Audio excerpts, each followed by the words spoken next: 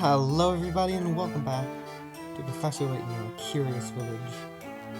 Today, we're in Chapter 6, I think. It's been a minute since I recorded.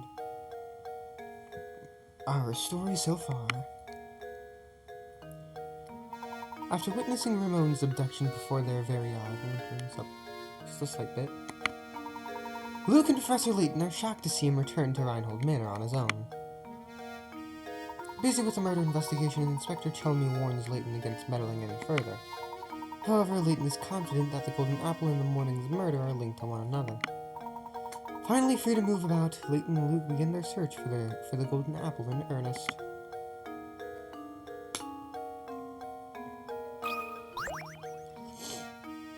Still a little sick. I can't assist you any further, can I? Okay. Guess not. Hi. Can you give me the answer to that puzzle I was telling you about? Oh, this one? How many sweets? Okay. He has the most. If C gave me one sweet, I'd have twice as many as A does. It'd be better if B gave me 2 sweets and we'd all have the same amount.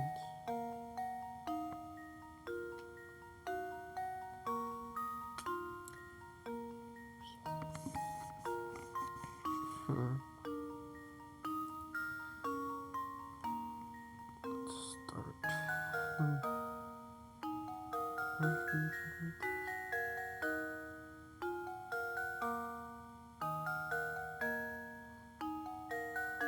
Let's just say they all have 2. I guess. So,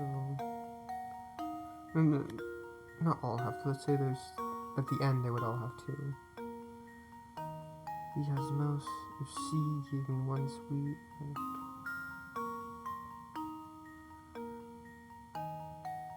no, can't be that. Let's say 8. No, it can't be 8 in total. You can't split 8. So there's 9.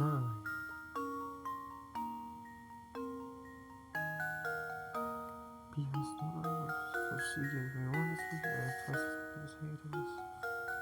So we have 9. It's 9 in total.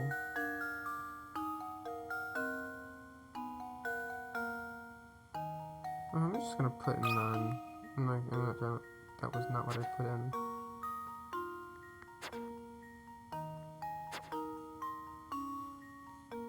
There we go.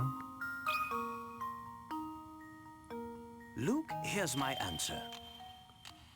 Hey. Every puzzle has an answer. That's right, there are 9 sweets in total. The difference between the number of sweets A and B have is 2. If B had 1 more sweet, he would have twice as many as A. Therefore, A plus 3 equals 2A, which means A has 3 sweets. B must have 5, as he has 1 less than twice what A has. If C had 2 more sweets, he would have the same as A, so he must have 1.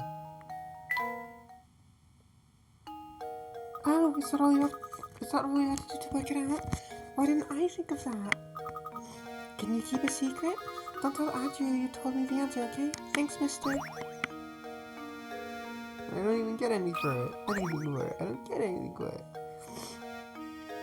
There don't seem to be a lot of animals around the village. You're quite the animal lover, aren't you, Luke? Now come along, we don't have time to sit here and play around. Beatrice is at the end, right?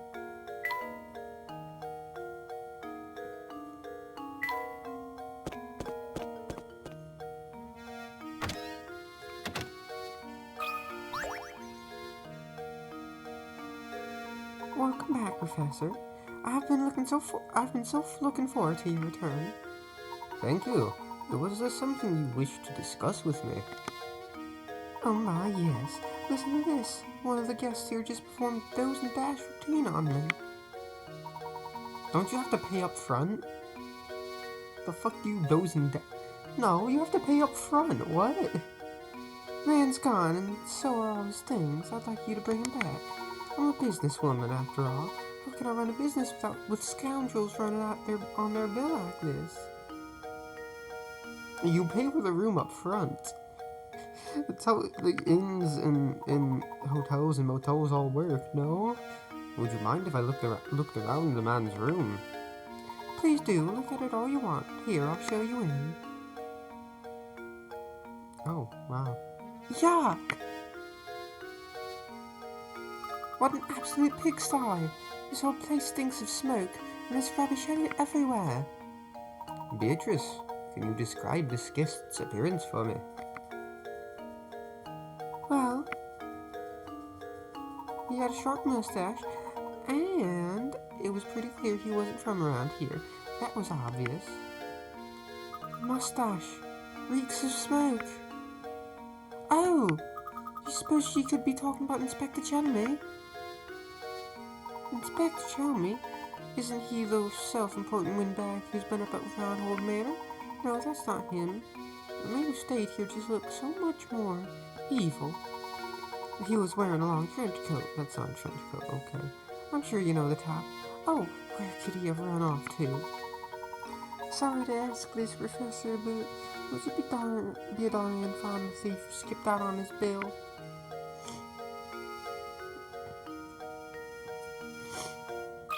I hate being sick. I'm counting on you to catch the fiend who dodged his bill. Okay.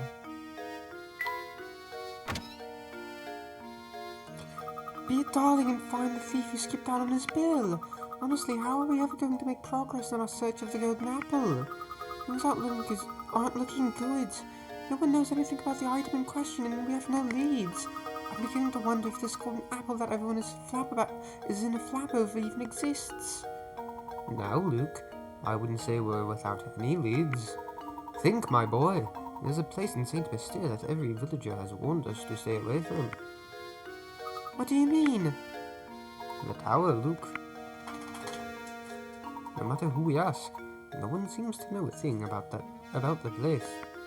But suppose for a moment that the tower has something to do with the golden apple, then it follows that the people of Saint Bastille, who are scared to go near the tower, wouldn't know anything.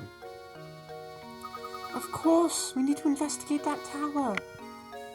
The tower marks the far northern border of Saint Bastille. Let's search the road north of the market for a route to the tower. Chapter 6. The Elusive Tower. Search the village for a path to the tower.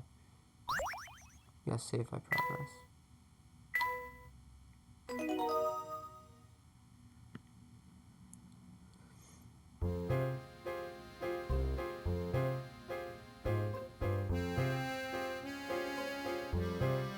Okay. I like this. Oh my god. Video game.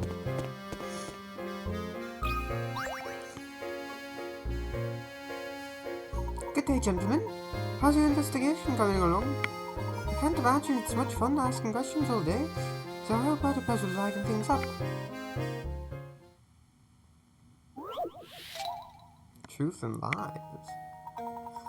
Here's a famous puzzle. One of these is telling the truth.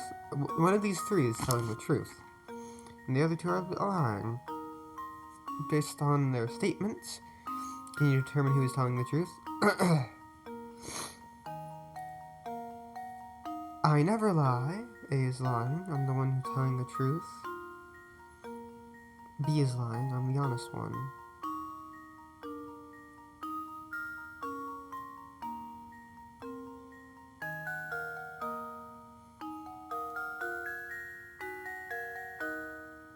I mean, it has to be B, no? I think I've got it! Yeah. How's that 40 picarats? I did it! That's right, B is telling the truth. The only way for there to be just one person telling the truth is if what B says is true. If A is telling the truth, then C's statement that B is a liar also becomes true. On the other hand, if C is telling the truth, then B's statement that A is a liar becomes true. In both cases, you end up with two truth tellers and one liar. So the only possible solution is that B is the one telling the truth. I guess the old advice to write what you know doesn't apply here. That's just too easy. You know, right now, I'm putting a mystery level. I'm not basing the protagonist on you. This is why I've been observing you so carefully. In fact, the more I see of you, the better. So good luck with your search. I'll be waiting. I'm assuming that waits for Layton.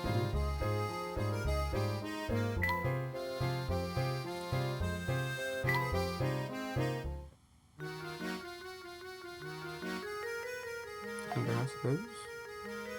Ah, yes, a lamp. A bit brighter, don't you think? No, this is what I need to play sap. Okay. Layton only needs one thing to fix. That takes it up to the next bit, I guess. Beatrice called us to the inn to tell us about a guest who had the audacity to leave without paying. It seems we aren't the only outsiders around. I'll be sure to help Beatrice when the time is right. But first, I want to investigate the road in the northern part of the village. 3 pages left.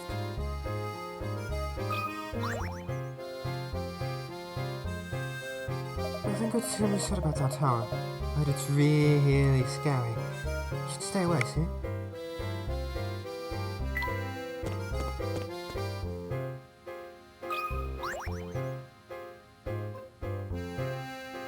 Audrey is really nice, but she comes up with some tough puzzles.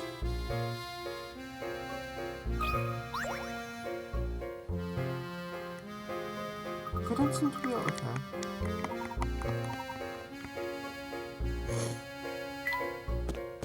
Did I get all the puzzles last chapter? It's actually crazy.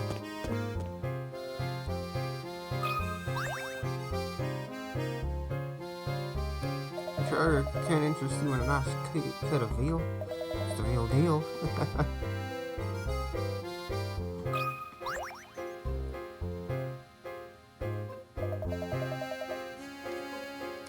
Seems our destiny has decided I share you this puzzle.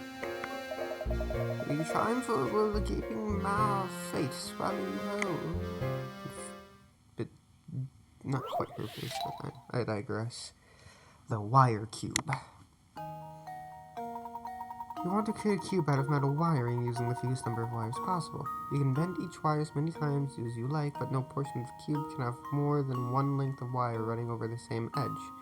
Don't worry about how one wire will connect to the next, because you'll use a soldering iron later on. What is the fewest number of wires required to complete the task described above?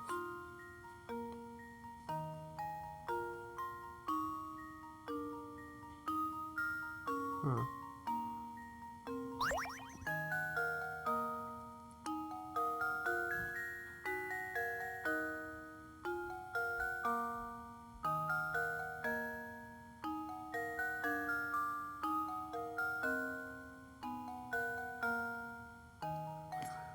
Hold on.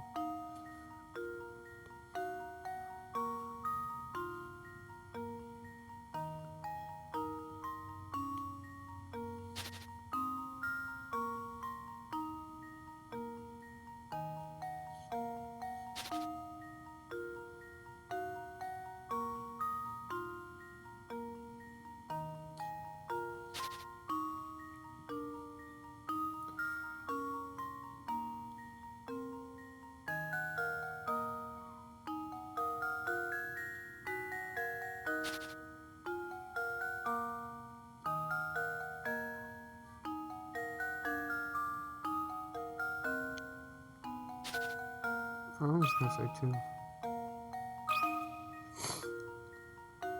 That should do it. It can't be 1, can it? I suppose I thought wrong. If it's not a 3, then it's 1.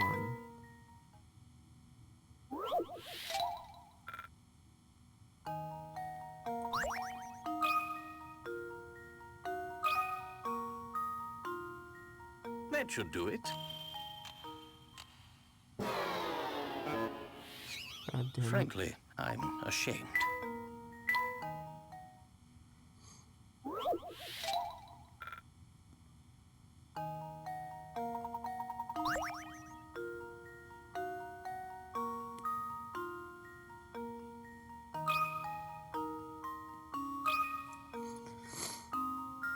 There we we go.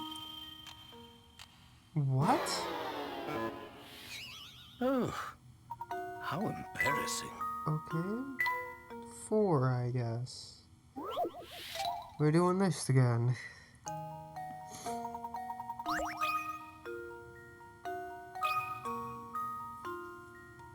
That should do it. I feel like Every 3 puzzle would be has a an correct answer. answer. But okay.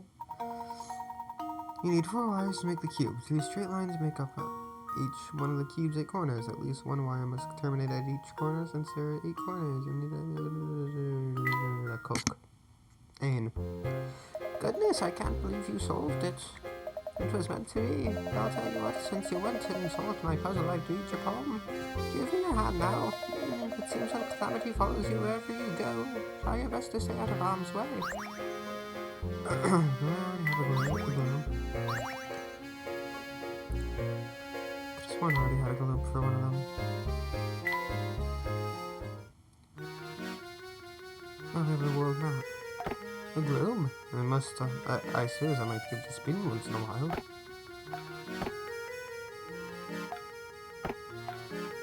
Great, now I can brush up on my geography.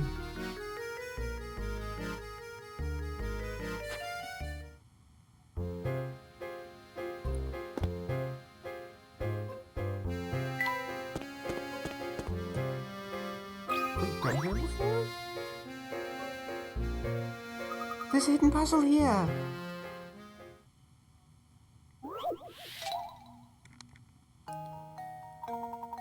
Oh. The box holds red, black. The box below holds red and blue balls. As you can see, the colors of the balls in their respective areas don't match. Okay, it's just a hard original puzzle that we already did.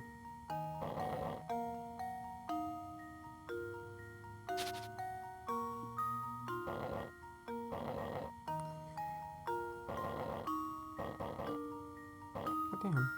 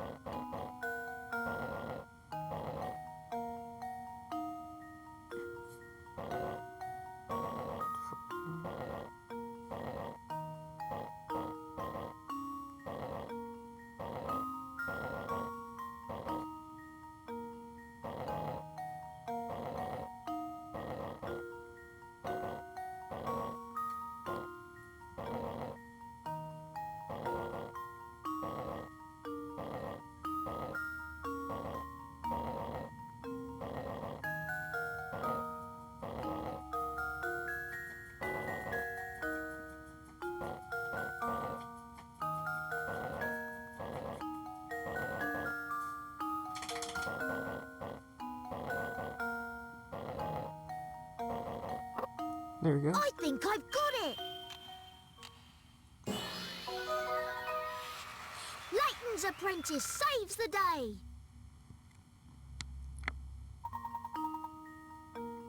Good job. This puzzle can be completed in 30 moves. Does that make you want to retry it? I think I did it correctly. I know I can do it in 30 moves. Just the way it works, I don't like. That puzzle was a tough one!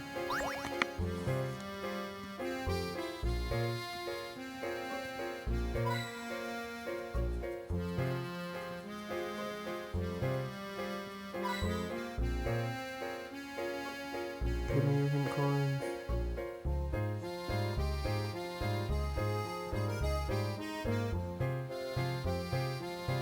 Alright.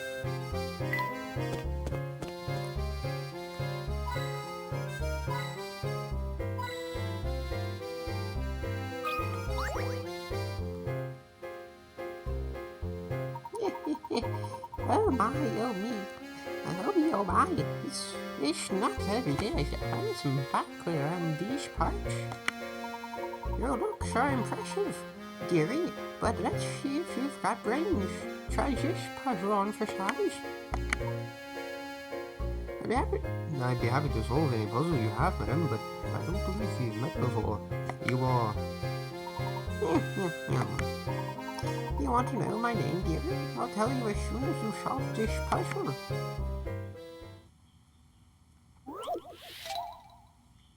Aces and the Joker. You scatter a deck of 32 cards and one Joker face down on a table that you don't know which card is where. Next, you start turning the cards over one by one, assuming that you can't flip the same card twice. What are the percentage odds that you will turn over all 4 aces before you turn over the Joker? What the fuck?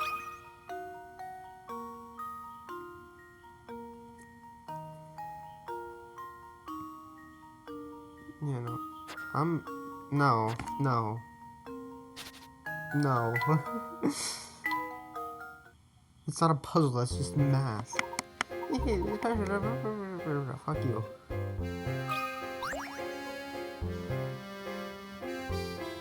Oh, what's that on the ground? It appears to be a scrap of paper. Can you please read what's written on it, Luke? Leave it to me, Professor. The boss hasn't been himself since Lady Viola's passing, and he shows no signs of recovering. That's why I've decided I'll make the one as a tribute to Lady Viola. I'm sure it will put a smile back on his face. Ah, yes. That makes sense. Could our mystery author be him? I've worked my fingers to the bone trying to cheer up the boss. Looking out over St. Mystere, I see a thriving, bustling village. With so many villagers to keep him company, maybe he can finally be happy again. That's the end of the page. Professor, what's the matter? You look deep in thought. I can't confirm my suspicions at the moment, but I think it's safe to say this goes deeper than we thought.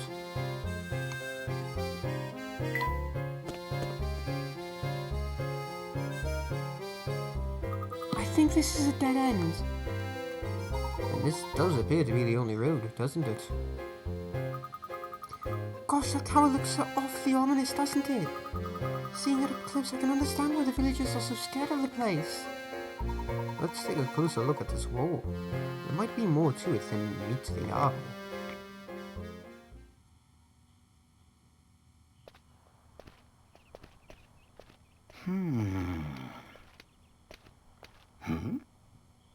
What?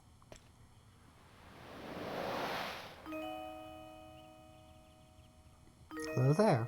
And who might you be? Well, I'd rather not say. Why not? What are you hiding? Luke. We seek access to the tower. Do you think you could help us, miss? The tower? Huh? Oh, wait!